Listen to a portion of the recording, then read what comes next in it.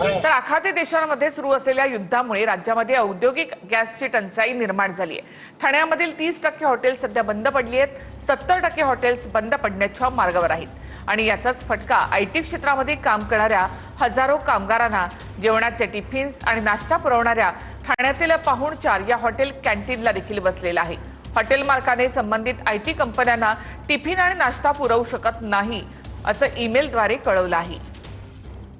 तिकडे कॅन्टीनला पण आमचा नाश्ता जायचा, एक 5-6 हजार लोकांचा, जेवण पण 4-5 हजार लोकांचं जायचं।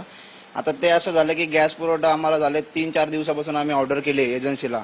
एजन्सीवाले पहिले कॉल उचलत होते, 2 दिवस झाले, आता कॉल पण नाही घेते। बोलतात की सध्या आमच्याकडे अवेलेबल नाही, स्टॉक आला की आम्ही तुम्हाला देऊ। आता आमच्याकडे ऑप्शन नाही आहे दुसरं, गॅसशिवाय तर आम्ही जेवण वगैरे बनवू शकत नाही। आता त्या लोकांना पण आता आम्ही मेल वगैरे आमच्या कंपनीने केली आहेत की बॉस तुम्हाला सध्या आम्ही जेवढे दिवस आमचा आहे तोपर्यंत देऊ शकतो, आता त्यानंतर जेवण वगैरे नाश्ता भेटणार नाही।